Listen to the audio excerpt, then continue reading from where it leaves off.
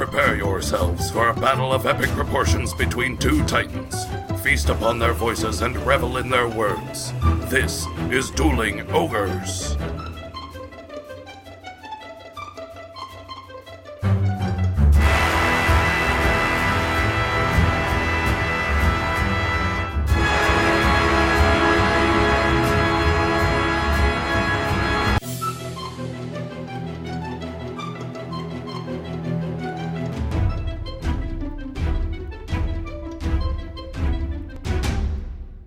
Hello, Ogres, and welcome to episode 134. Thank you for joining us, as always, on this Yuletide Thursday evening, Earth date, November 30th, 2017. I'm your host, Remington Hitchcock, and with me, as always, my co-host, Brandon Foles. Say hello, Brandon. Ho, ho, ho, it's me, Santa Claus, but sexy Santa Claus. Oh, sexy Santa Claus, what are you doing here? I was expecting Brandon. Brandon will be here in a minute. He's just getting dressed. Ho, ho, ho, ho, ho, ho. Oh, he is a scamp that way. Do you want to feel what it's like to kiss a man with a beard? I already know. I mean... Well, back to the North Pole. Ho, ho, ho. All right. Bye, sexy Santa. Hey, Rem, what's up? Oh, not much. I was just talking to sexy Santa. Sexy Santa was here? Wait, you didn't know? No. I just assumed that because you were putting clothes on that something happened. No, I always undress before the podcast and then redress. It's a power thing. That would make sense. Why I have these wet fishnet stockings laying on my bed, though. Yes, it would. He is notorious for leaving his wet fishnet stockings behind. I think he was coming on to me because he asked me if I had ever kissed a bearded man. What'd you say? Oh, please tell me you didn't say you already have. I did, but I have. Oh, God. Oh, God. Lock your windows. Why? Lock it. Remington, you need to lock your doors right now. Why? Let's just go on with the podcast. This is going to be our last episode of Dueling Ogres because Sexy Santa does not fuck around. Okay. But he does fuck around.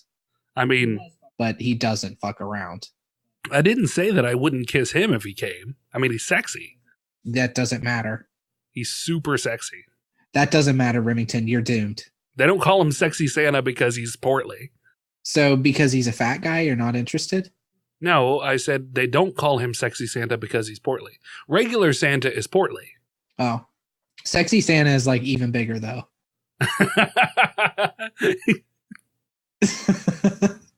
He just looks more like Ron Jeremy.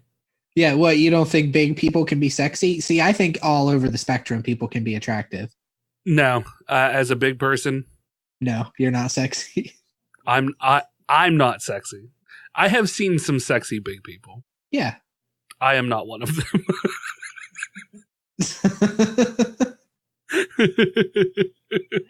I don't know. I bet you cram yourself into a tux, you might look all right. Oh no, I look damn fine when I'm dressed up. I'll give you that. Would you say sexy though? No, sophisticated. Wolf-like? Yeah. Sexy? Nah. Maybe growl-worthy. Like, grrr. Yeah. Yeah. Well, yeah, but that's what they do to unattractive people. See, there you go. We've come full circle. Ginger will be home in 10 minutes, and she got me soda. Okay, we got to make this podcast 10 minutes then. What have you been up to, Remington? I have been doing nothing. Yay! Really? No, I groomed my yard. That of course is not a euphemism for something else. It's really not. I literally was trimming a rose of Sharon and a lilac bush on my days off. That's what I did today. Is that a euphemism? No, that is a literality. Because I call my body hair the rose of Sharon. Yeah? Yeah. Did you even know what a rose of Sharon was before I said it? I still don't know what a rose of Sharon is. I didn't think so. You need to work on your botany, Brandon. Yeah. I'll put that in my long list of things I need to work on. You need to pick up Botany for Dogs. I'm telling you, it's a great book. Oh, I've heard good things about that. Yeah. Yeah, it's really good stuff. I heard an interview with the author, though, and I wasn't a big fan of him. Well, he's a little bit of a stuffy prick, but Yeah. yeah. That's a fucking weird deep cut all of a sudden. That's not a B side. That's like a C or D side that we just referenced there. Yeah. If you want to know what we're talking about, go to our website. And down at the bottom of the Friends tab, yeah, is a little link that says, what is it called? Podcast. The podcast dump. Yeah, the podcast dump. And listen to that. Yeah, and don't worry if you're afraid of ghosts because the podcast dump is not haunted. That's right. So you can listen to it and not have to fear any sort of ghosts. That's right. Can we pull a shirt out of that? You need to design the next shirt, and you need to do it the podcast dump. Okay. Okay, I'll figure something out. I think it'll be good. So trimming your yard. Let's talk more about that. I did. I trimmed my yard. I bought a bunch of Christmas presents for people through Amazon on my Amazon card because I'm poor. Did you go through our affiliate link? You're not allowed to. Okay. Or I'm not allowed to. You can, because your account isn't tied to the thing. Okay. So you're safe, but my IP is not. So if they saw your IP was using your own affiliate link, it would be bad news bears, right? Yeah, I'm not allowed to make profit off of my own stuff. Which is dumb because it just goes straight back to you anyway. Yeah, exactly. I mean, what's the point? What's the point, Amazon? Yeah. Makes no sense at all. So I get like a 5% discount or a 4% discount is essentially all that's happening right there. So how close are you to being done with Christmas shopping? I still have a few more people to get. So, but I guess that's kind of the nice thing about having the Amazon card is I was able to just go ahead and get everybody out of the way. I mean, I didn't spend a ton, but it's easier to be able to pay it off in small increments instead of buying everything outright. Yeah. And I can build up dem points. Amazon's going to take over the world because most of my Christmas shopping that I haven't done through my work has been through Amazon. Oh, yeah? Yeah. Well, that's good. I just don't like going out and dealing with stuff anymore, so I don't have to. Yeah. I mean, that's perfect for somebody with anxiety. Yeah. I'll just buy everything online. We talked about the little buttons that you could get. Oh, yeah, the ones that like press, I need Tide. Just press a button. Yeah. Did you ever look at those? Yeah, I mean, I talked about getting one, but I realized, like, what the fuck would I do with it? What do I need so frequently that I would want a one-button press for? I can't think of a reason at all to have one of these buttons. There is nothing that I go through so frequently that they have a button for. What kind of line of work are you in that you have a button that buys you underwear? Right? Maybe you're like Oprah. Maybe you have a button for all of your new sheets. Does Oprah put new sheets on her bed all the time? Yeah, apparently she does not reuse sheets. Per day? She likes the feel of new sheets. So whenever she changes her sheets, instead of having them washed, she just buys a new set. How does she afford it?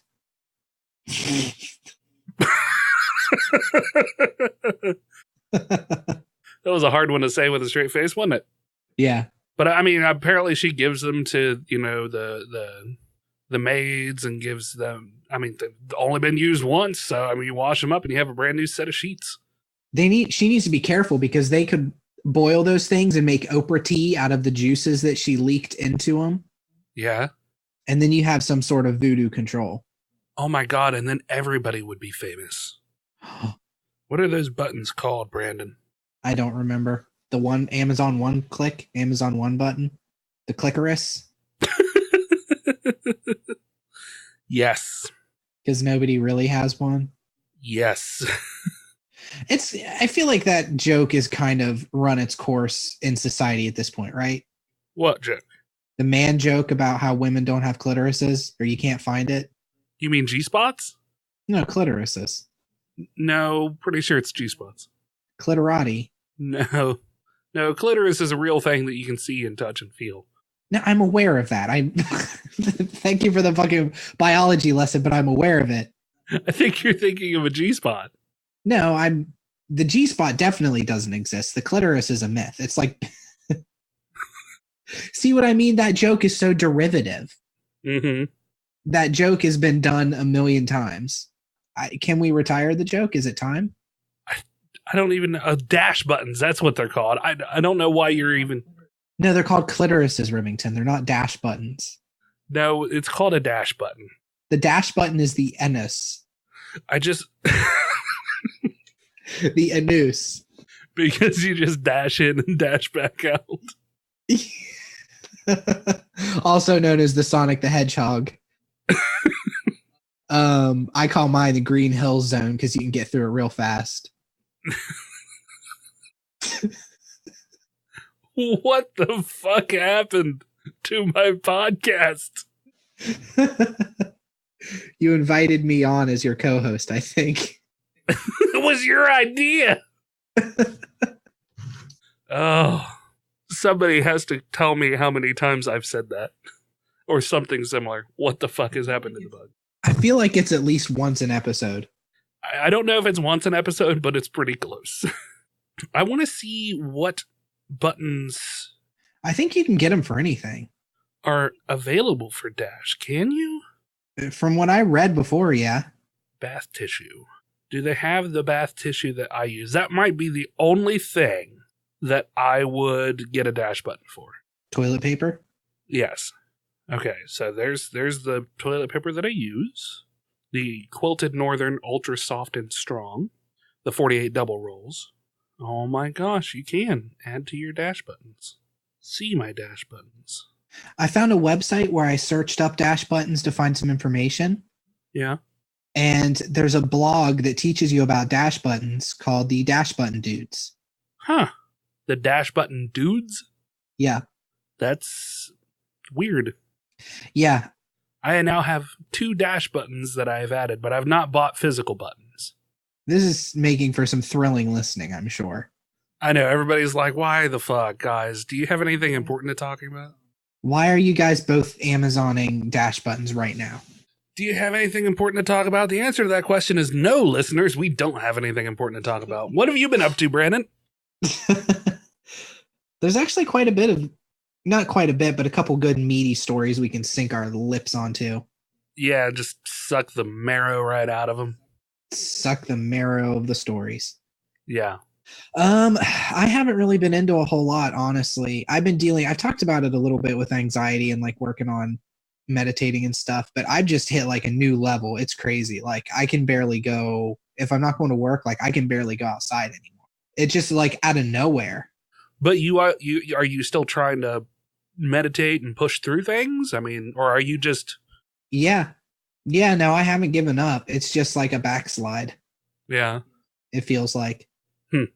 So it's been pretty rough because I'm trying to push through, but like I just get so panicky when I go out and do stuff. Yeah. Like I had a probably one of the worst panic attacks I've had in public at my therapist's office, just walking into her office. Oh, wow. Yeah. So like... And she was not expecting it. It caught her very much off guard. So this was like her first experience with you having a straight up panic attack then? Yeah. Well, because I normally am very well spoken when I go in and I say, well, this is what's been going on. Right. And I don't have the issue, but for some reason I did. And I look like a total fucking weirdo because I go in there and she asks me, as always, so Brandon, how you doing? And, you know, most of the time I'm like, oh, I'm doing pretty good. So that's what she's expecting. But instead I'm like, I'm doing pretty terrible. I think I'm having a panic attack. Oh. Because I found in the few times that I've done it, if I talk about it, it lessens the strength of it when I acknowledge it and it's not just in my head, you know? Yeah. But yeah, it did not help. I don't know what it was, but I couldn't handle it. So. Wow. It's been like that for like probably the past week or two. So it's been pretty rough, honestly. Not to like go from clitoris talk to that, but. If we weren't all about being funny and then incredibly serious, then I guess what are we here for? Absolutely nothing. Wait, no, that's what is it good for? Yeah. So yeah, there's really I'm not saying that to like, what's your advice on it or anything, because I'm doing everything I'm supposed to. It's just. Oh yeah, sure. I don't know. It's been difficult and I'm trying to dig myself out of that. how's your focus? Like, are you trying to focus on getting out of it, or? Yeah, like she changed my medication last time to something new. And that medication has helped me a lot. Like I've been a lot more productive. Yeah. I've gotten stuff done. I wrote 2 articles since she changed it that I've put up. Like I've done a lot. But the issue is having anxiety and bipolar, those 2 things together are kind of hard to diagnose, and they're kind of hard to give medication to properly. Yeah. It's a tightrope of finding exactly the right doses and the right things that work. Yeah. And so the medicine I'm on now helps me and keeps me out of the depression, but I feel like it kind of feeds more into my anxiety. Well, I mean, I guess, yeah, there's not really a whole lot I can say aside from keep on plugging along, buddy. Hopefully it gets better soon. Yeah, I'm hoping so, because I'm kind of at the end of my rope with it. Yeah, I mean, it's a weird thing because I'm a pretty empathic person, but there's only so much empathy that you can have when you've not experienced it, you know? Yeah. So it's hard to understand the struggle when you just don't know what it feels like. Well, and that's the thing that's so difficult about it, is it just feels like it came out of nowhere, and it just went from like 2 to like up to 10, just all of a sudden. Yeah. So I've been dealing with that. But like you said, plugging along. Well, keep on plugging. Like I definitely didn't want to do the podcast this week. Yeah. Because I just wanted to lay in bed. But it's one of the things I'm trying to do, is to try to keep myself normalized and continue to do the things I would do and not let it control me, because that's one of the bonuses about reading about it, about the anxiety and the agoraphobia, is it's 100% curable. You just have to do the things you have to do and you can get past it. And it's not like a mental illness that you just deal with for the rest of your life. It's something that if you figure out the ways to deal with it that work for you, it's just done. Yeah. That's one of the things I'm trying to do, is just continuing your day-to-day stuff even when you don't feel like it necessarily. Yeah. I find, I mean, again, just with not knowing exactly how you're feeling, but whenever I'm getting really worked up about something, I always throw myself into something very granular and very small and very meticulous. That way, all of my mental focus is just pounding into that, and I do that until I've lessened whatever craziness I've worked up in my head. Yeah, and that's a good thing to do, because you're using that small part of your brain, the one that can overfocus on stuff. Yeah. So yeah, that's more to share and more to tell the audience, because as I've said before, this podcast is basically my therapist. Yep. So if anybody else has anxiety, let Brandon know. Yeah. You guys can be anxiety buddies. Yeah. Because that's definitely what somebody with anxiety wants, is to talk about anxiety with somebody else. Which is ironic, because it's one of the better things you can do is discuss it and talk about it. Yeah. But it's the last thing you want to do. Oh, yeah, for sure. Well, you can just sit in a room opposite each other and avoid eye contact. Yeah. So what are you thinking about? I don't know. What are you thinking about?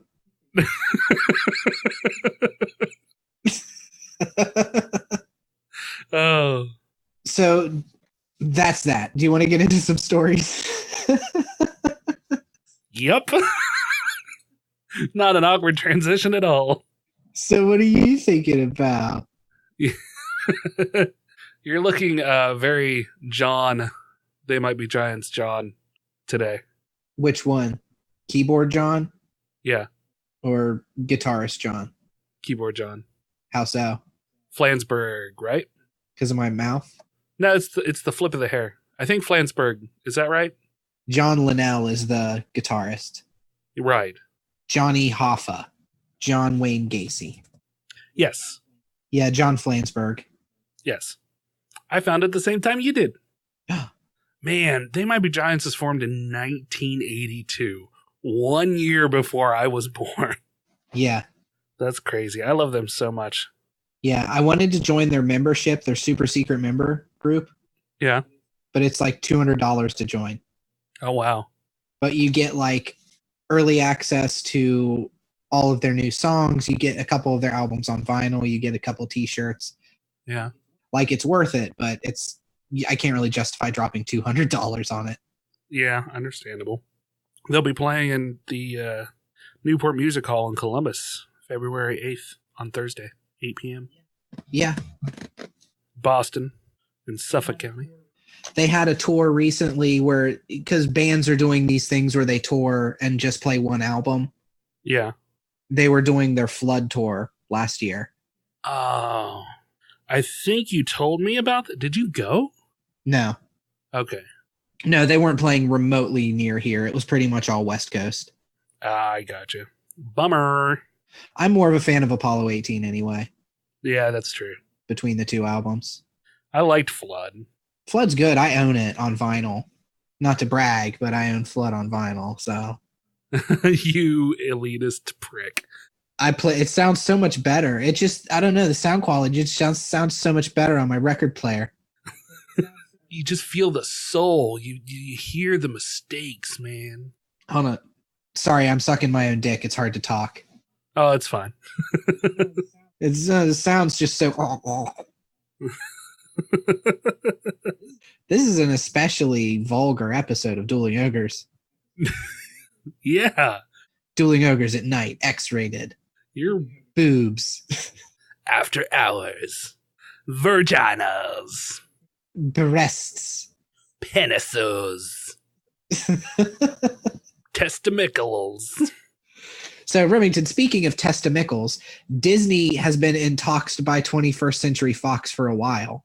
Yeah. Oh, yeah. The 21st Century Fox thing. I forgot. Yeah, I kept this up, actually. You did.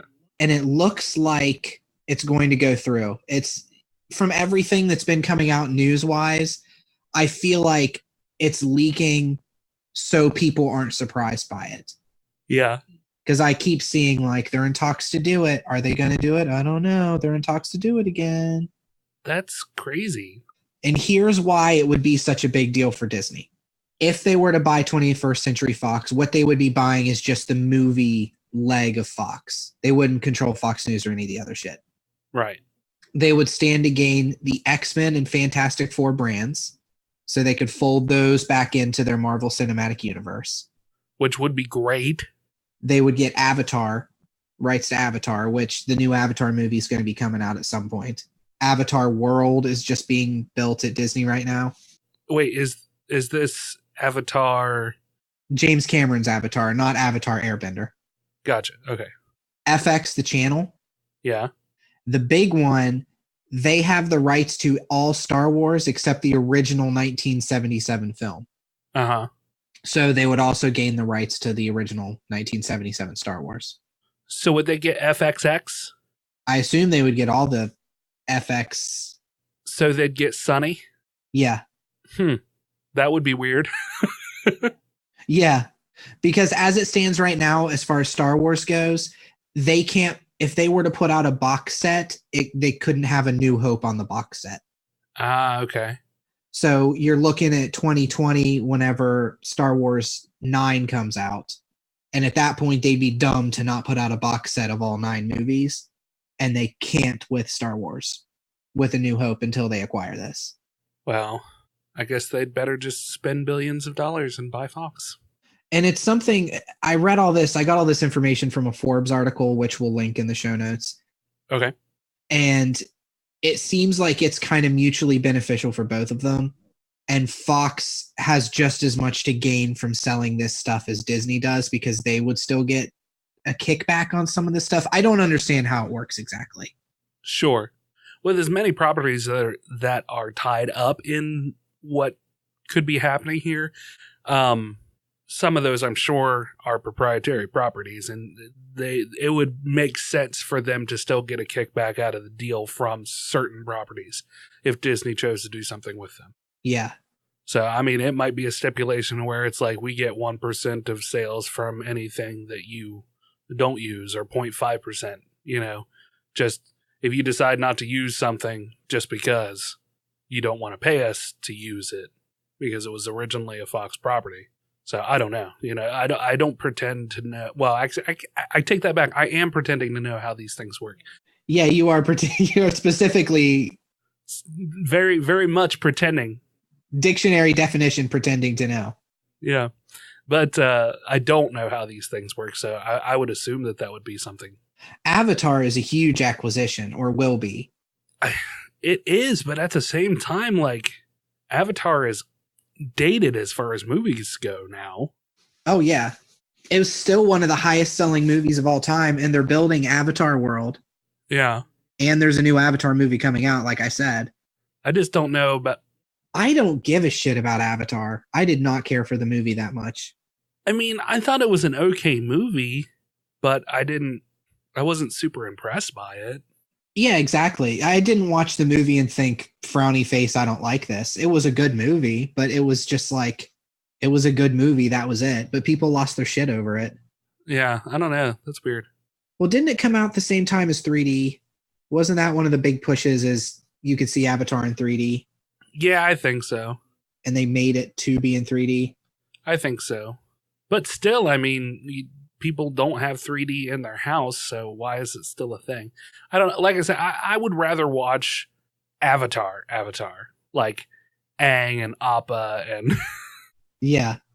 Yeah. Avatar came out in 2009. It's an 8-year-old movie at this point, and they're just now building an Avatar world at Disney. And launching a second movie. Yeah. I mean, at this point, you can turn out a movie in 2 to 3 years, so of that quality. Avatar 2 and 3 are both filming at the same time. Huh. And will be released December 18th, 2020 and December 17th, 2021. Okay. Subsequent sequels will start shooting as soon as they wrap filming on Avatar 2 and 3 and will be released in 2024 and 2025. Wow, that's a lot of sequels. So they've got 4 more Avatar movies just straight up planned. So do you think people have gone sequel drunk? Yeah. Like building out these worlds that are incredibly popular. Like, I mean, it makes sense for the comic movies. There's so much rich history that you can get out of that. So many stories you could tell. But I want to say it's so... Hold on, let me get my thoughts in order. It's weird because you hear about nothing but sequels, but at the same time, there are very great one-shot movies that are coming out as well. But it feels like they get the back burner treatment. Yeah, well, because, I mean, a sequel's guaranteed money. Yeah. For the most part. I mean, you know, there's been sequels that don't do very well, but for the most part, they're guaranteed money. Yeah. Oh, it's like the Orient Express. Have you seen the trailer for that yet? No. Oh, man. Murder on the Orient Express. It looks freaking beautiful. But isn't that a remake? The Orient Express is like an old movie. Yeah, Murder on the Orient, it is a remake. I'm fairly certain. Let me double check. 1974.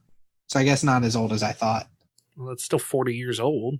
Yeah, I was thinking of the Great Train Robbery, which is like 1930, I think, 1920 something.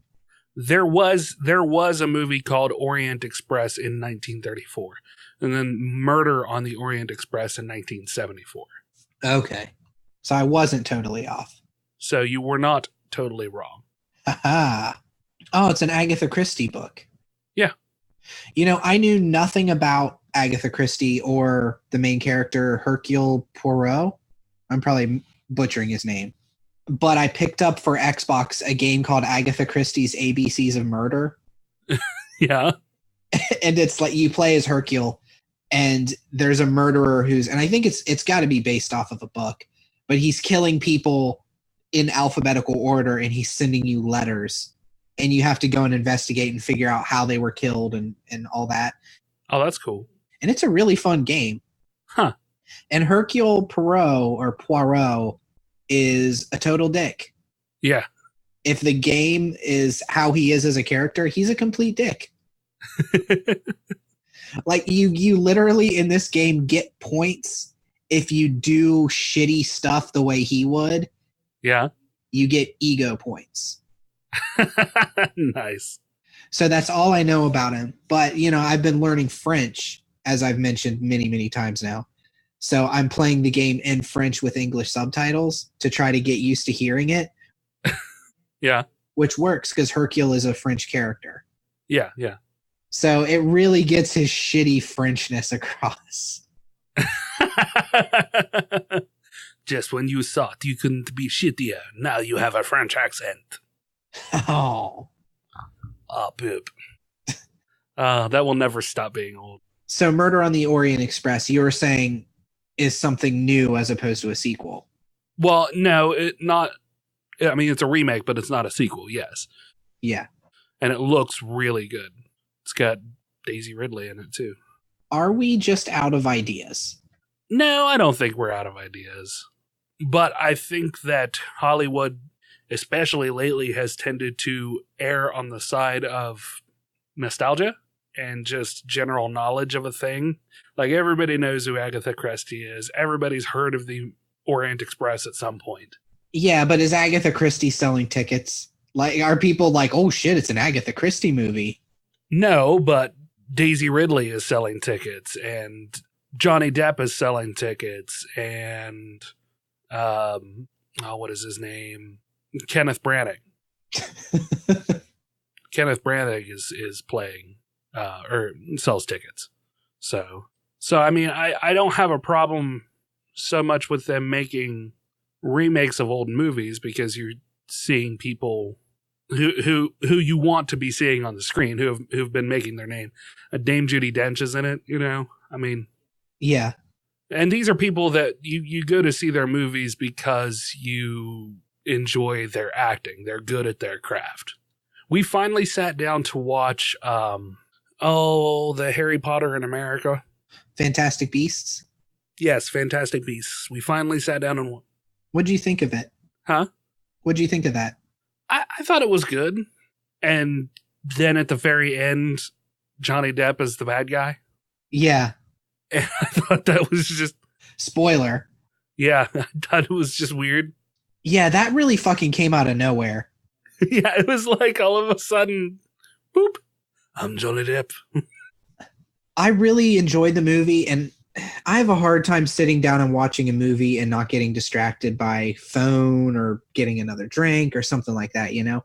Yeah. But I sat down and watched Fantastic Beasts and paid attention to the entire story. Yeah. And even with that said, Johnny Depp was like, what the fuck?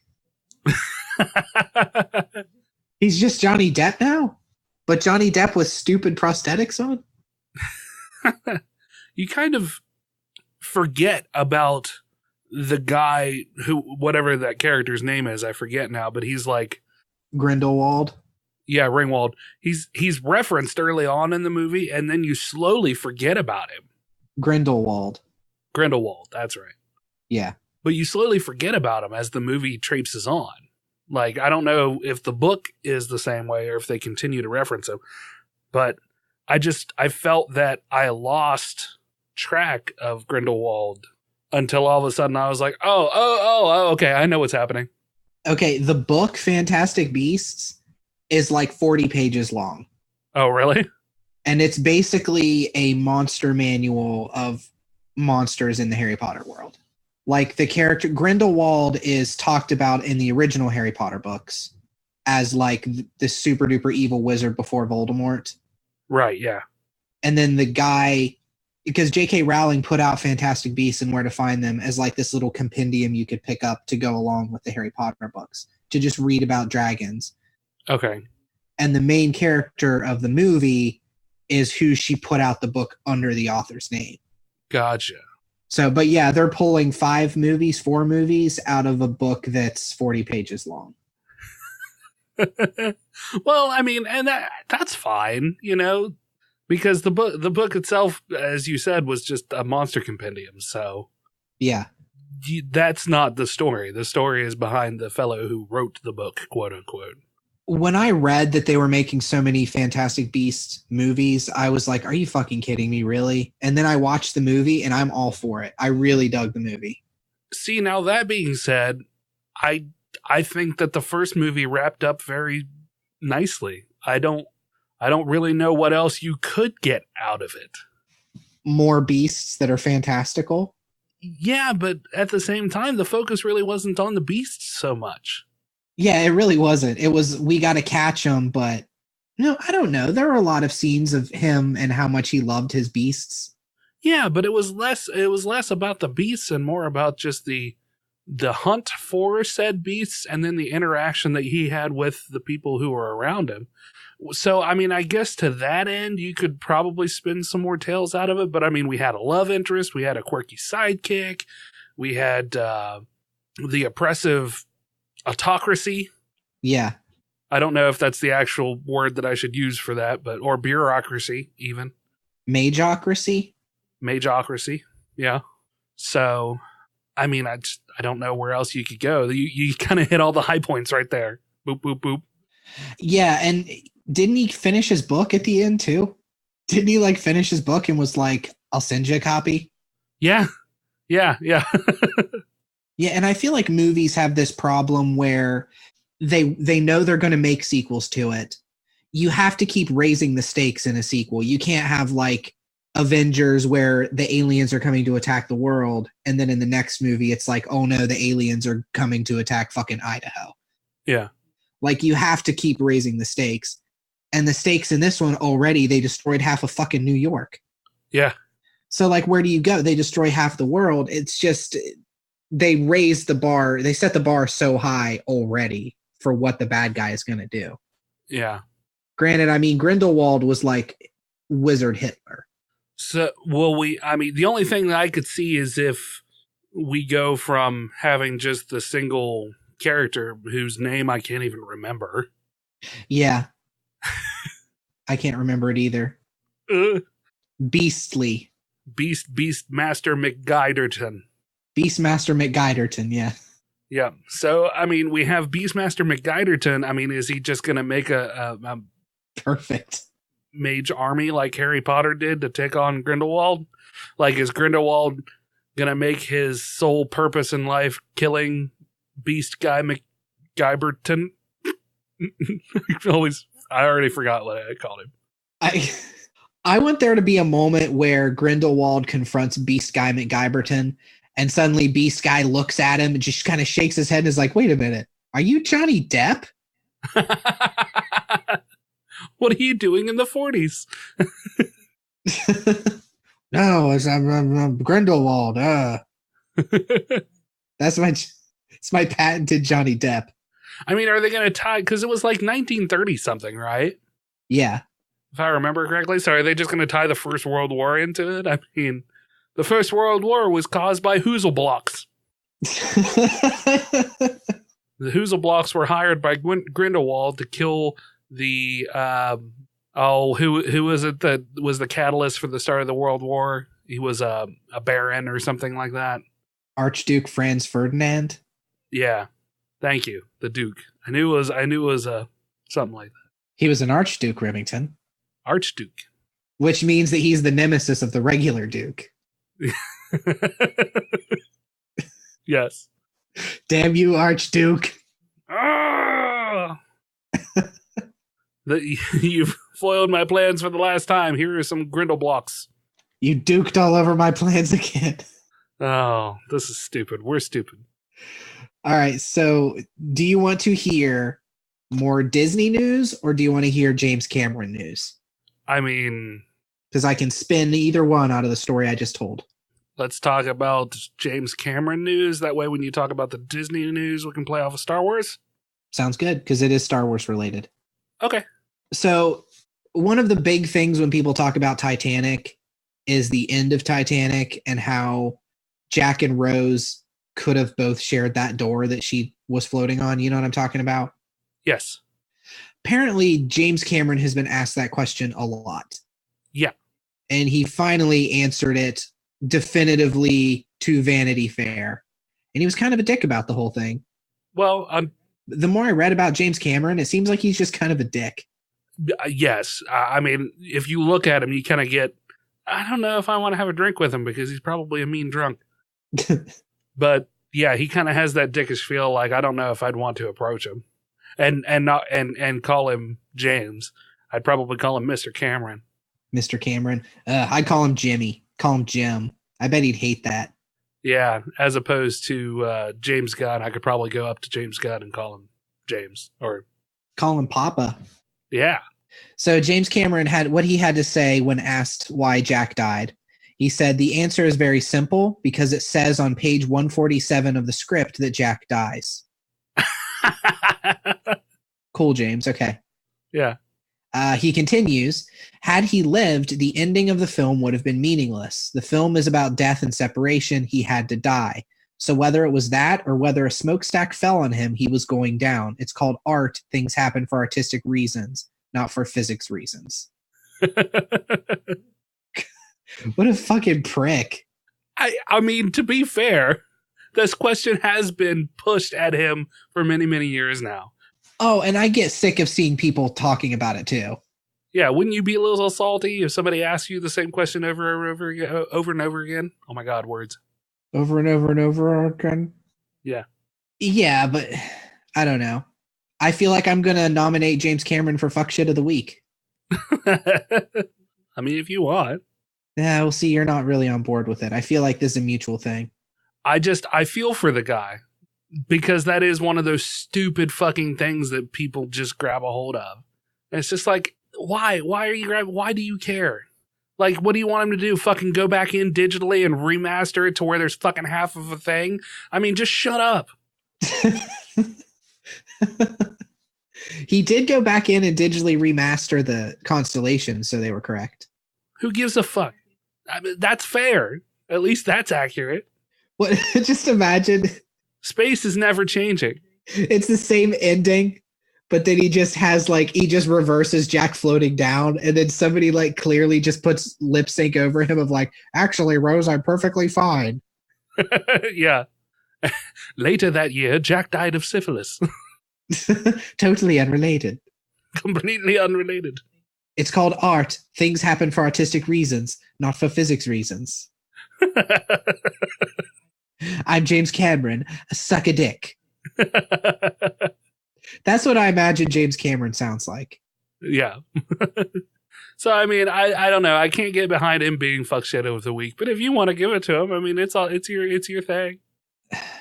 No, I mean, I think I kind of preemptively it came off very shitty, the quote. It is very shitty. But I think it's warranted. Fair. Yeah. I think a fuck shit of the week should be somebody who is shitty and it's not warranted. Yeah.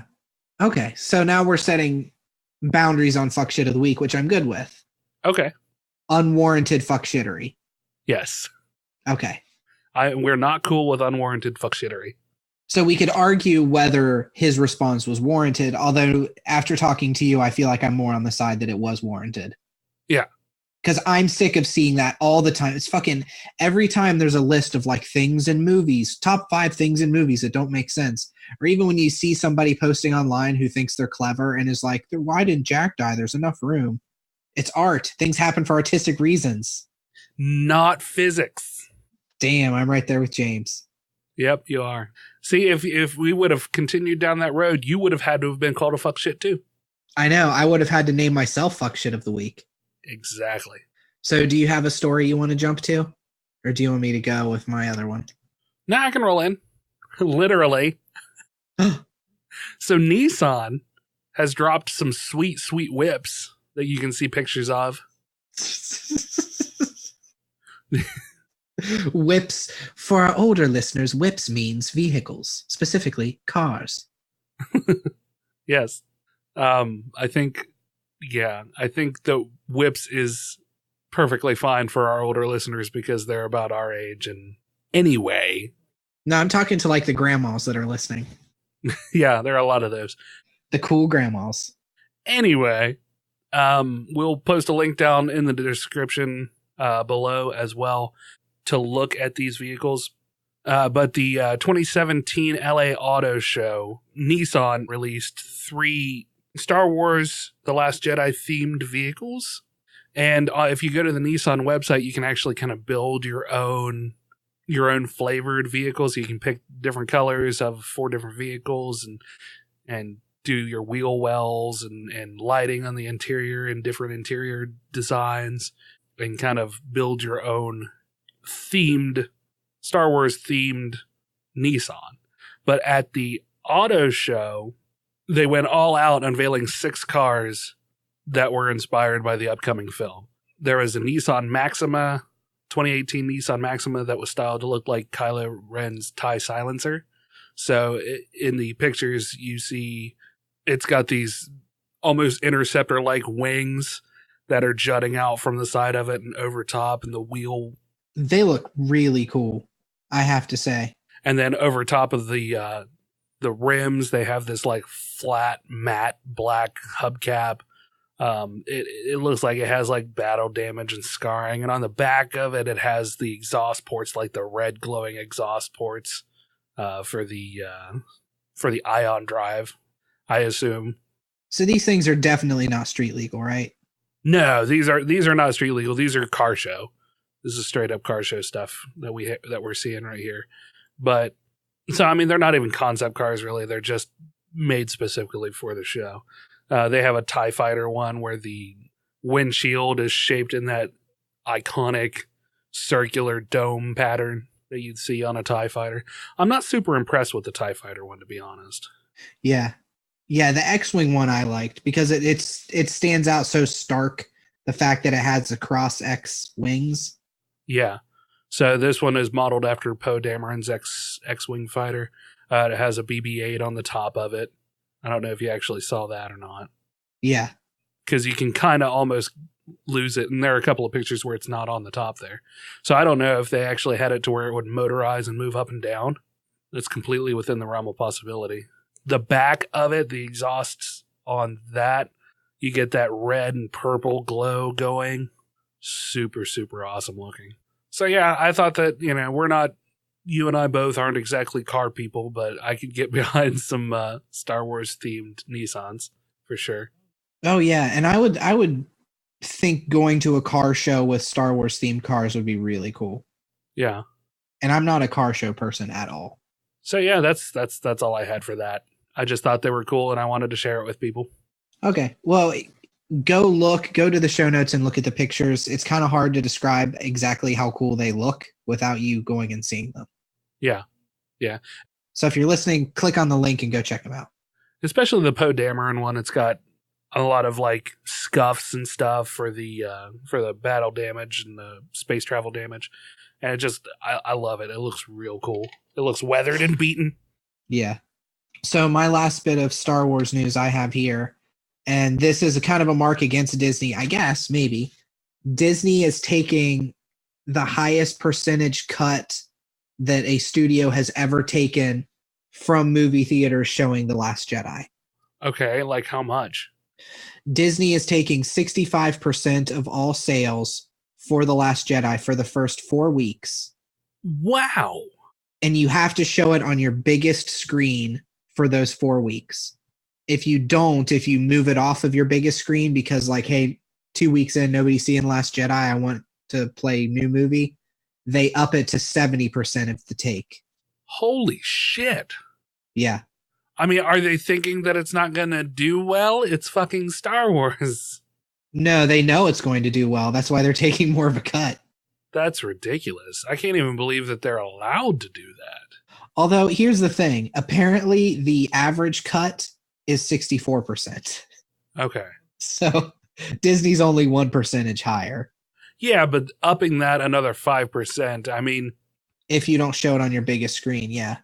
Yeah, I mean, you may not think that 5% is that much, but when we're talking about millions of moviegoers, that 5% adds up real fast. Well, and apparently they're doing this across the board. So Regal Cinemas, AMC theaters, that's not going to be as big of a deal because they have so many theaters. Who it's really going to hurt from what I've seen are the small theater owners. Somebody who has a movie theater with 4 screens and they get The Last Jedi. Now they have to show it on their biggest screen for 4 weeks, even if, like I said, 2 weeks in, interest is dying down, but new movie comes out that they want to move to the big screen. If they do, they have to give 70% of their cut to Disney instead of 65%. Well, look on the bright side. I would imagine that a lot of these smaller theaters might all have the same size screen, so you can put it wherever the fuck you want. Yeah, that's true. Unless it has to go in theater 1, but I don't think that really matters. I mean, I don't care which theater that I see something in. Oh, yeah. If I want to see it. Well, and all it said was biggest screen. Yeah. There might be more to it that the article didn't cover. That was from Hollywood Reporter, is where I got that. Still, though, I mean, only 1% up. And yeah, I mean, even just 1% is still a fair amount of money. But I didn't know it was that high. Yeah. I mean, I think we talked about it just a couple episodes ago about how it works. Yeah, we did. But I just didn't realize that it was that high, that the profits they took. Well, and one of the things that Disney's doing too that's kind of an issue is normally when they take this 64% cut, first week will be 64%, second week it'll drop to like 54, third week 44. So the longer a movie, the more popular a movie is and the longer it runs, the more the movie theater owner makes like second and third week. Right, sure. Disney is taking 65% each week for 4 weeks. Wow. Yeah. That's ridiculous. So they're really ramming it into the nerd hole of these smaller movie theater owners. Yeah, they're not even lubing it up first. No. Not that you would need to, because a nerd hole is nothing sexual. Right. It seems unnecessary. Like, it seems just like gouging at that point. Like, yeah, they're not hurting the consumer because the consumer's still paying the same thing. Unless, the movie theater jacks up the price to cover it. Yeah. I mean, I don't think that they can do that, but it's crazy to think that a movie theater can, or that a movie company can do that.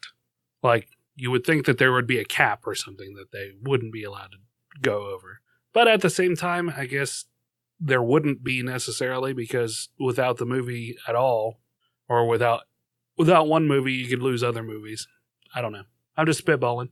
I'm looking at what the average cut that a movie theater gets is, and apparently gross, it's 60% as a general estimate. Sometimes when a movie launches, like first week will be 90%, and then it'll drop down a lot in subsequent weeks from there. But I guess some movies have launched as high as 90%. Huh. I guess the bigger takeaway is just that sustained 65%. Yeah. The sustained 65% and needing to be on your biggest screen. For the entirety of the period. Yeah, for the entire 4-week period is kind of unprecedented as far as it goes. Yeah. But Disney knows what they're doing with Last Jedi. Like, everybody in the world's going to fucking see it, so. Yeah. They're cracking their Mickey Mouse knuckles and being like, you want to see the movie, right? Yeah, and I mean, if they're not putting the first week at like 90%, I mean, if that's a thing that happens, then they're really kind of spreading it out. And I think that's a smart move, because I think there's still always going to be your first night goers. Yeah. Yeah, or your first week goers. But the older you get, the more or the less you care about when you see it, as long as you can still see it in a theater, as long as you can still get that experience. Yeah. Because I know we've talked about this before, but I like going to a movie and getting the movie theater experience. I know that I have a really nice high-def projector that I can sit here and enjoy a movie on, and I do. I don't have a surround sound system, but that doesn't really matter to me. But if there's something that I want to see, like really am itching to see, I want to have the movie theater experience. Yeah, there is still something to be said about the movie theater experience for sure. And not just the syphilis you get from the floor. Yeah, or the outrageous. But the actual popcorn and being with people and hearing the audience all kind of laugh together. Yeah. But as long as I can go in, the fourth week before it leaves the theater, then where there's like 3 people in there, then I'm cool. Yeah. That's my plan with Last Jedi. As excited as I am about it, it's not a thing I'm going to see opening night. Yeah, exactly. I'll see it. Honestly, I'll probably see it within the first week, but. Well, I mean, barring the anxiety part of it, just the fact that we're getting older and we hate people. Yeah. The older you get, youngins, the more you hate people. The anxiety is really my only fear. Otherwise, I would see it probably opening night. Yeah. But yeah, the anxiety's kind of fed into that too much. I'm just a grumpy old man. Yeah. So Pokemon Go is going to be removing Entei, Raikou, and Suicune. The 3 legendary dogs. From the raids before the Gen 3 release. Okay, so they will be unavailable to people? Yeah, they're only available right now in specific regions anyway. But But today, November 30th, is the last day scheduled to include all 3 Pokemon to be available to catch. They can only be caught in Europe and Africa, and players in the Asian Pacific region Weird. are the only ones who can get Entei, it looks like. So, I mean, it doesn't affect us here in America, but we do have people who listen overseas. And if you've listened to us now, then you've already missed it. Oh, is it over already? November 30th is when they're taking them out. Oh. So yeah, this Oops. I mean this story released today, but still. I started playing Pokemon Go again. Yeah, I picked it up a little bit too. I don't like it. I dislike it as much as I did when I first started playing it. Oh, really? It's just boring. I mean, I know it's something to just have on in the background. Except that it sucks all the juice out of your battery. Yeah. Oh, I'll turn it on. I'll walk around for a little bit, catch a couple Pokemon, and then shut it right back off again. Yeah, me too. I'll get my Pokemon for the day in my gym or my Pokestop, and then I'm done. I helped Ginger get a gym one night, and I went a week and got my big stash, and I missed the last day for my gym. So all of that work to not get any of the extra goodies for a 7-day streak. What do you have as your favorite Pokemon? Do you have one? No, I don't even have a favorite Pokemon. The one with the most CP. You don't have the one that like stands beside you? Oh, I have a Charmander. Oh, I have a Bulbasaur. Nice. High five. We high-fived each other through the camera. Okay, so for my last story, Remington, I want to get into this. I didn't want to get into this because I've railed on loot boxes so much, but we've had multiple requests from people to discuss them. Have you? Talked about loot boxes and microtransactions. Oh, microtransactions. Oh, I forgot. Sorry. Yeah, I've talked about them quite a bit to the point where I kind of got sick of them. Yeah. But we've had multiple people request it, the stuff with EA and Star Wars. Yeah. So for anybody who's unaware, here's a quick rundown of what happened. Are you cool with me just giving a rundown real quick, Rem? No, I'm not. Okay. So you want to go ahead and explain it then? Only if you do it in a funny clown voice. I don't think I can do a funny clown voice. Okay, fine. Just go through it regular. So what happened was... I like it. No, that's the sound of 1,000 iPods and phones shutting off right there. Yeah, it was very similar to my Tom Turkey voice. Yeah. Star Wars Battlefront 2 released, and some of the hero characters you couldn't play as Luke Skywalker, Darth Vader. You couldn't play with right out of the gate. You had to grind to get them, which somebody broke down on Reddit, because you can find anything ever on Reddit. To get Darth Vader was about 40 hours of playtime to unlock him naturally. Or you could buy him. Jeez. But it's randomized. Okay. So it averaged out to about $200 you would spend to luck into getting Darth Vader. Now you could spend $5 and get Darth Vader, but luck of the draw means average with how much stuff there was, you'd spend about $200. Okay. So let me stop you right there. From that point of view, 40 hours versus $200, that's kind of fair. Yeah, but EA had the highest downvoted comment in Reddit history. I believe it. With like 800,000 downvotes. Yeah. Which is fucking ridiculous because the second highest most downvoted comment has like 30,000 or something like that. Right. And they were replying to a guy who said, I bought the deluxe version of this game, the $100 version of this game, and I can't even fucking play as Darth Vader. Are you kidding me? Yeah. Which I feel like is a pretty valid response. Sure, absolutely. Or a pretty valid complaint. Like, I paid for this game. Why can I not play as Darth Vader right out of the gate? Especially the the elite version. Yeah. But really, any of them, if you're buying a Star Wars game and you have Darth Vader in it, you should be able to fucking play as Darth Vader. Even if it's like win 10 matches to get Darth Vader, win 20 matches.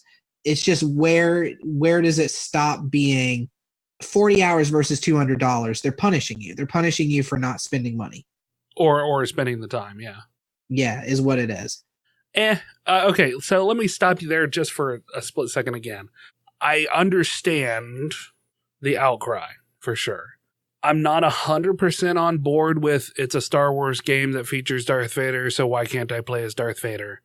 Because, or right out of the box, even though he is a playable character. Because it's kind of like legendaries in World of Warcraft, the earlier legendaries, where it was a very 1%er that would get the big legendary. Or you have to spend hours and hours and hours and hours and grinding on it. Now, with the introduction of microtransactions, now you have a pay plan that you can do to get the legendary, quote unquote. Yeah. Which is kind of bullshit. That's not something that you can do in World of Warcraft. You still have to grind it out. So, I mean, I think just making people put in the 40 hours to get what is essentially a legendary character to unlock is fair. Okay, here's how Battlefront works, though. Okay. You don't unlock Darth Vader and now you can play as Darth Vader. You get a card that lets you play as Darth Vader once you meet certain requirements in the game. Like go on a 10 kill streak and now you can play your card and you get to be Darth Vader until you're killed once during this match. So that's what being able to play as Darth Vader means. It doesn't mean that you just get to play as him. Okay, so you don't it's a use item? Yes, but it's a multi-use item. It's not a single use. Okay, so it has a cooldown or something? I'm pretty sure it's just a once per match thing. Okay. But once you unlock it, you have it. Okay. I was going to say you were about ready to blow my fucking mind there. If it was a one-use item. Yeah. But some of the more impressive things that you unlock are one use. And then you have to just grind for them or buy them again. So there is that aspect of it too, but hero cards are not one of them. Yeah, I can't get behind putting 20, 30, 40 hours into a one-use item. 10 hours even. Like if it's a one-use item or a yeah, like a 5-use item where it has a finite number of uses, I'm not down for that. If it takes more than 20 minutes or 30 minutes to get it, I'm not interested.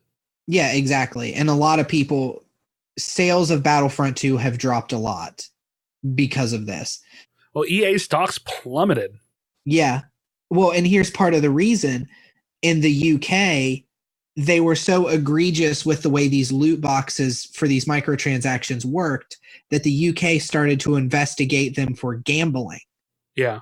And if loot boxes are considered gambling in the EU or in the US, gaming as a whole will change because microtransactions are so prominent. You can't sell a game to anybody under 18 if it's considered gambling. Yeah. So EA kind of shot themselves in the foot. I feel like they overextended a little bit. I mean, EA is not hurting for money anytime soon. I've seen people like the downfall of EA. Ha ha ha ha. That's not this. EA is sitting on a fucking mountain of. Oh, sure. Okay, so here's a good for instance just for you number crunchers out there. When I say that their stock plummeting by a few dollars for something is or dropping by a few dollars is a pretty substantial amount because stocks will fluctuate throughout the day by cents, you know. Yeah. And if it's a very volatile stock, it might be dollar amounts. But on 11/28, they were riding a high of like about 110.50 or so per stock. And let's see here, at the lowest point, it had dropped down to 105.29. Yeah, 105.29. So it dropped about $5. Yeah, so it dropped about $5. Now it is starting to recover a little bit. Closed out today with 106.35, but I mean that's a huge drop in a very small amount of time. And they Battlefront. When did Battlefront come out? Battlefront 2. I'm trying to think. Within the last month. I don't know when though exactly. Okay. The stock plummeted, or in quotes plummeted, after their quarterly shareholders meeting. Yeah. So just to put that into a bit of perspective, even though it's only, $5, this is from CNBC. The shareholders are running for the hills this month for a good reason. The company's profitable business model is now at risk after angry gamers revolt over its aggressive in-game money-making strategy in Star Wars Battlefront 2. EA stock is down 8.5% month to date through Tuesday compared with the S&P's 500's 2% gain, wiping out $3.1 billion of shareholder value. So that is crazy. Its competitors Take-Two and Activision Blizzard shares are up 5% and 0.7% respectively during the same time period. So for those of you who don't know, Take-Two Interactive is the producer behind Rockstar Games Studio and 2K Studio. Okay. So BioShock, Borderlands, Grand Theft Auto, Red Dead Redemption. Just about everything that makes a shit ton of money. Yeah. So, and of course, Activision Blizzard is Blizzard and Activision. Yeah. You know who they are. So according to the UK Gambling Commission, they've officially ruled that loot boxes in their current form are not gambling, but they say the line between video gaming and gambling is becoming increasingly blurred. So yeah, I mean, as far as the actual, like, the loot crates go, I definitely think it's bullshit. To a certain degree, the trade-off between 40 hours and $200 actually sounds fairly... Like, I wouldn't want to put 40 hours into a game. I mean, what I mean is I could equate putting 40 hours into something versus spending $200 on it. Yeah. You know, like, that seems like a fair trade to me. Now that I kind of understand what it means, like, you can beat Darth Vader, like, once per match. Is that what you're saying?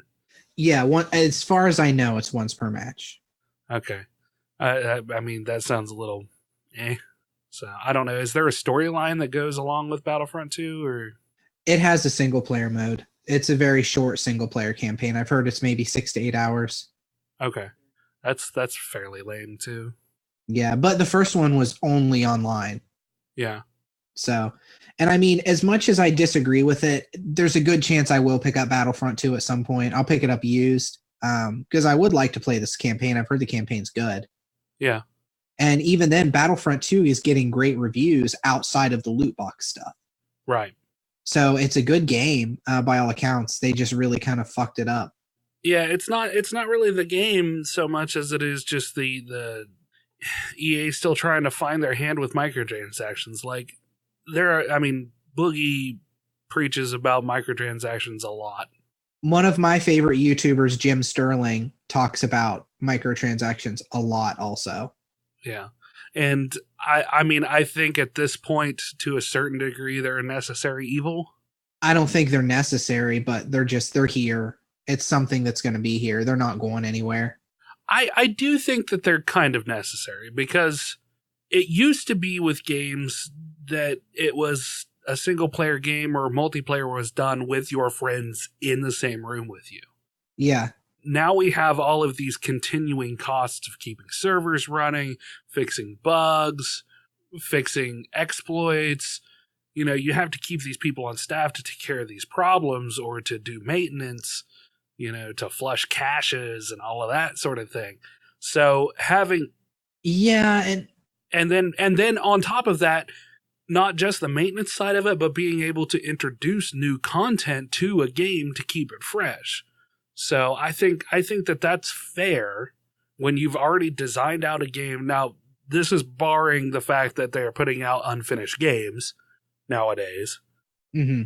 But barring that, I think that it is a necessary thing if you want to continue to keep growing your game and keeping it fresh, if you're introducing new content while using the microtransactions to pay for the other things like maintenance costs. Yeah, but whenever they're reporting record sales every year and they're making more money and reporting more money every year. Yeah, but they can't really use the excuse that they have to pay for stuff, and that's why they're doing them. They're doing them because it makes them money.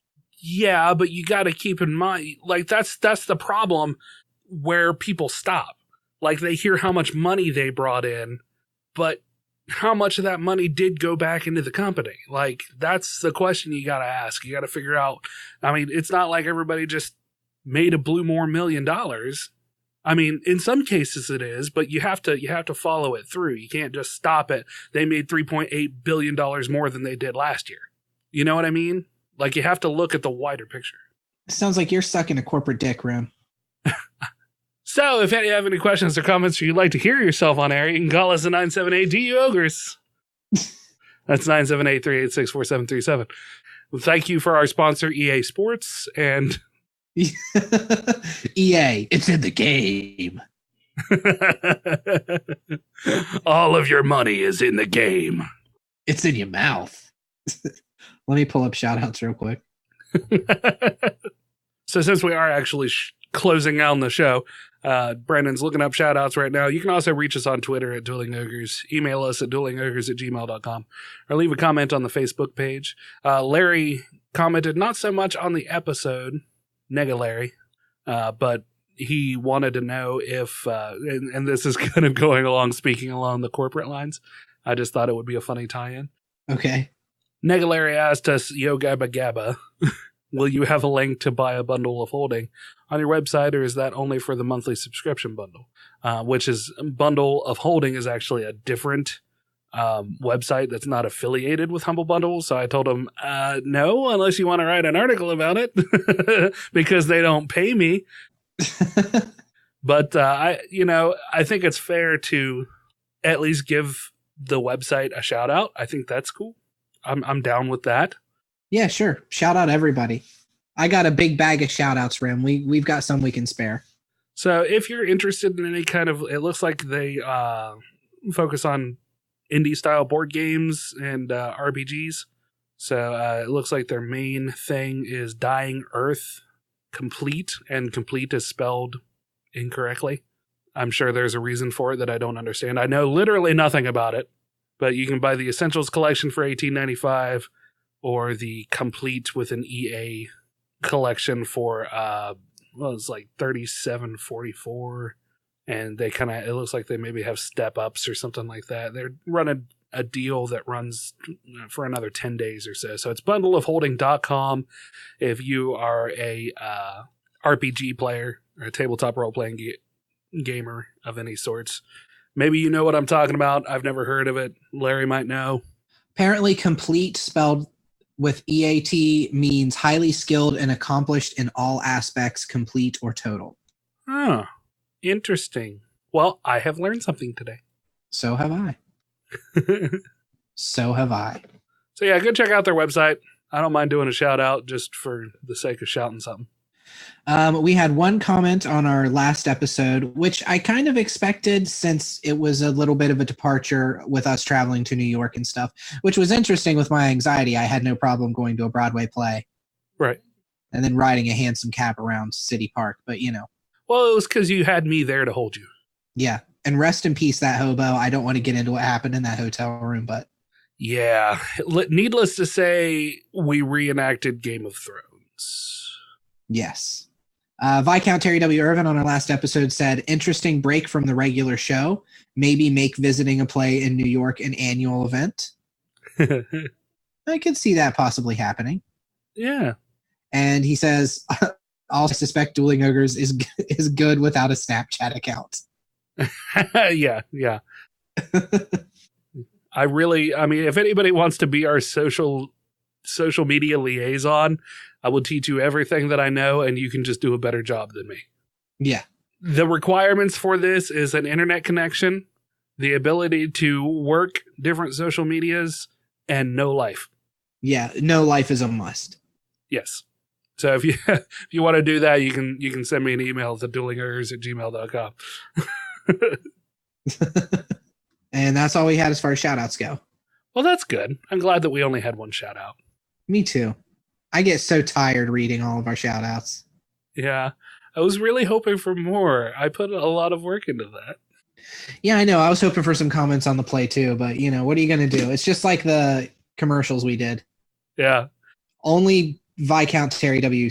Irvin II stood behind us. Yeah. A lot more work than I even intended to do. And you still got it out at the same time that you wanted to. Yeah. Yep. Because I'm a beast. Yeah. This one will be like days late. Yeah. Make sure to subscribe on our website at duelingogres.com for new shows and articles pertaining to some of your favorite geek news.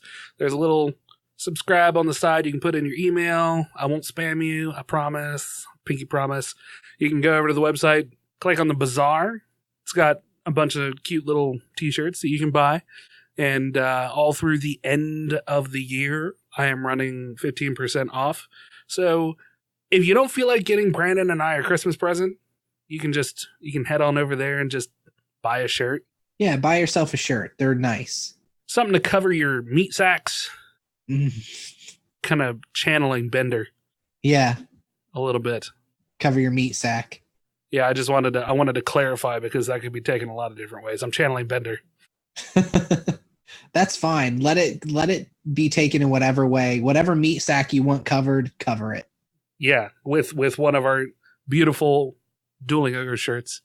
We've got the Dueling Ogre logo in a lot of different colors and flavors. We've got the chibi Dueling Ogres. We've got the My Other Trebuchet is a Trebuchet shirt. And then our greased up Dueling Ogres shirt. Yeah. Slide it in your nerd hole.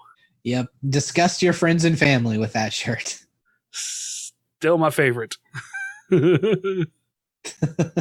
So I've got to buy one for my sister. She wants a chibi one. I'm going to buy my own shirt for Christmas. That's sad.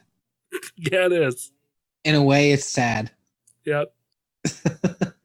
Or if you don't want to support us that way, you can click on any of the random links that I've been posting to our socials for Humble Bundle. I usually do the free ones, and there's no money to get off of those, but if you see something else, it activates a little 24-hour cookie, and if you buy another game, we might get a cut of it, or if you sign up for the monthly bundle, we get a little bit of a cut. It's only $12 a month, and you get access to new games every month.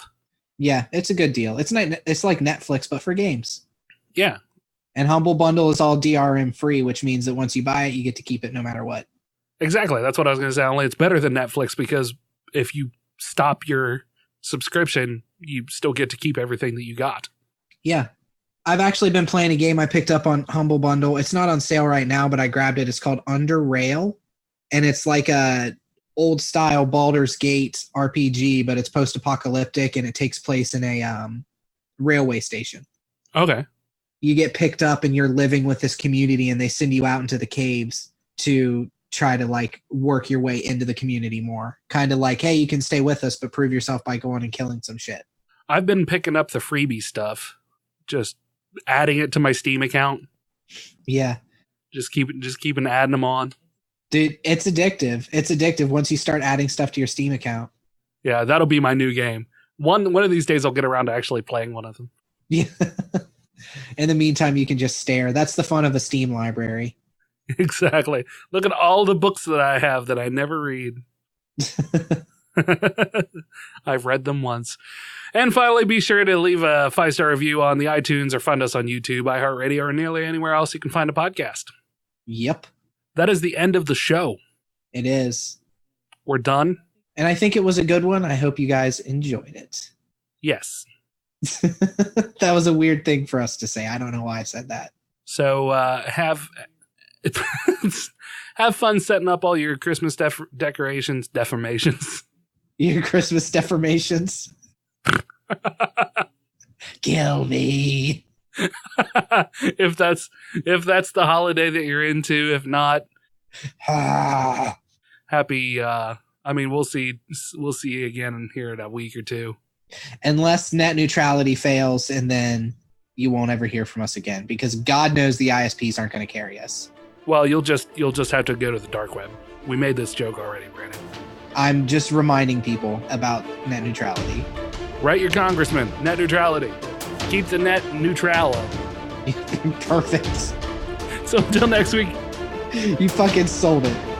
So until next week, just keep your gloves plugged. And your tusks sharp. Good night.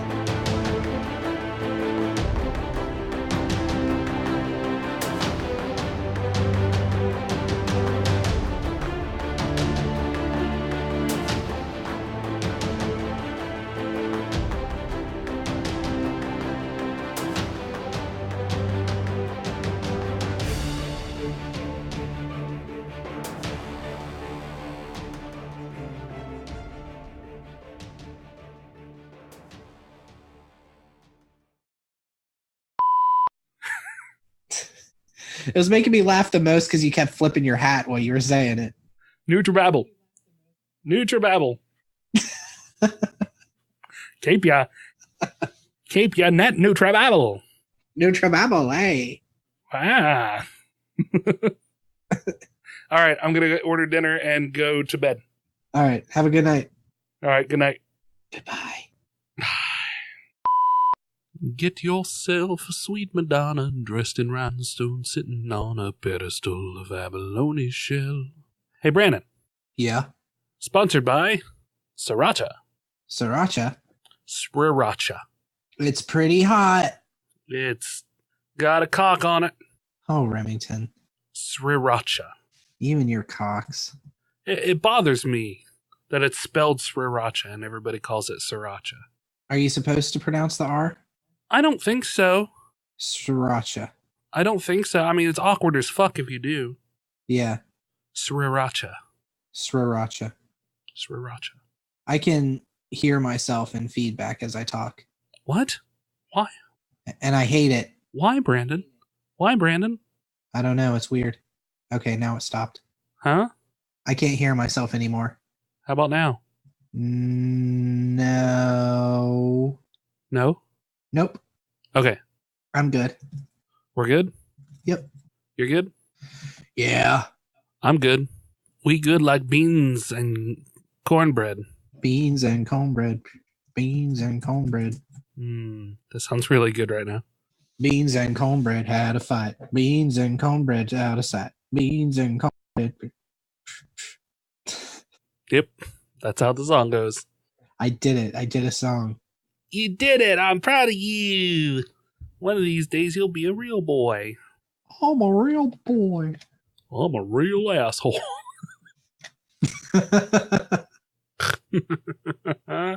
I'm a real piece of shit. I'm a real fucker bean. What? Fuck a bean. Fucker bean. I don't have a cord for my Xbox 360 controller, and I want to hook it up to my computer to do things. You need to get a wired controller. It won't work if you just hook it up. Are you sure, Brandon? Pretty sure, because it doesn't work on mine when I tried. Well, that's because you're stupid, and I'm super smart. Fair. Yeah. Well, I did have a cord I was going to let you borrow to try it, but now you can go fuck off. Oh, no. Oh, no, please. Oh, so sorry. Oh, no. I'll be right back. I need a 2-liter. Okay. Oh, man, I literally had $1 fucking in my account. Oh, really? Yes. I gathered up change from my house for dinner today, so I know that feeling. It's like $1. And I got paid. It's either the 30th or the 1st when I get paid, or the last day of the month or the first day of the month, depending on when the guy wants to put it in. Uh-huh. And so I checked my bank account today, and it said that it came in. And I was like, I'm going to go get Hardee's. Priorities. Hashtag priorities. So that's what I did. I went and I got Hardee's, and now I'm getting hungry again. Domino's is running 50% off on their pizzas, though. Really? Yeah. More like Dama, yes, instead of Domino's. No, I got it. It was just not funny. This is awesome. I'm just kidding. It was hilarious. I found a video off Geek Tyrant. It was hilarious, Brandon. It's the entire audio to The Art of War by Sun Tzu, Yeah. backlayed with Wu-Tang Clan. Oh, that sounds a little fancy. I'm listening to it. I can't even hear you. I'm tuning you out. Hold on, I'm not doing that right. There we go. Still can't hear you. I'm listening to Wu-Tang with Sun Tzu. Product placement. Still listening how to lead your army up the half of a river.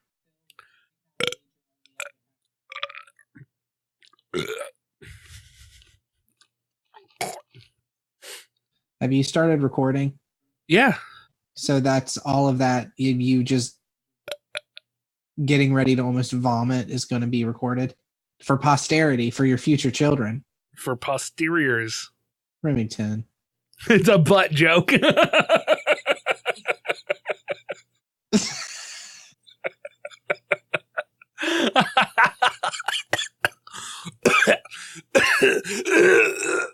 Wait, you sent me links. What? Yeah, I sent you links. Don't worry about that first one. That first one is dumb. It's an X-Wing car? I think. I don't remember. That's pretty cool. What? X-Wing car? Yeah, but that didn't show any fucking pictures. The first link did. Oh, wait. Yeah, it did. Never mind. You fucker.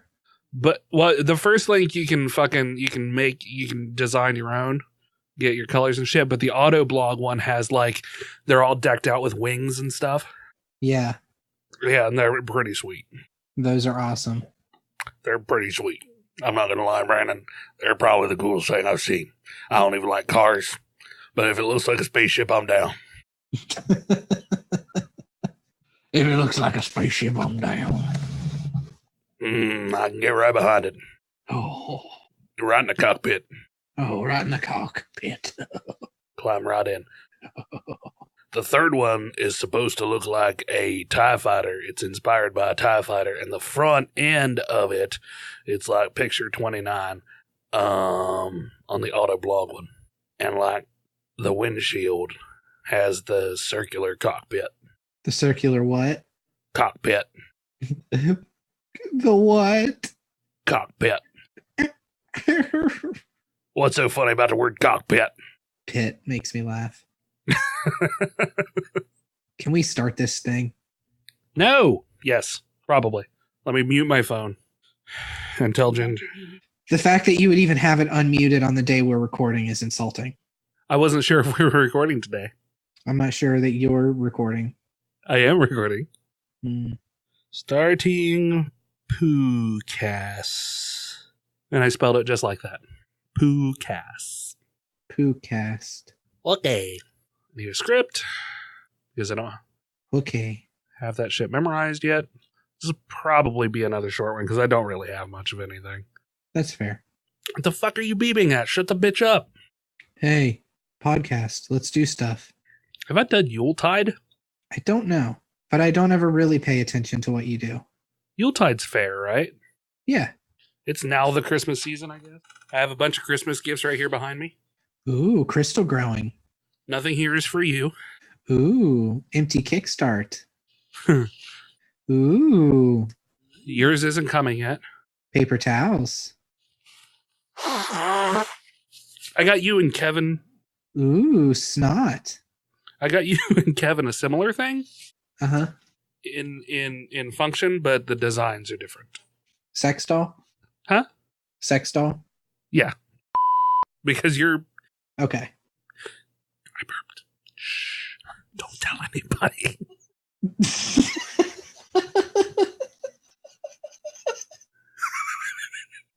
Shh. You're fucking 3 inches from a microphone. I burped. Don't tell anybody. Secret burp.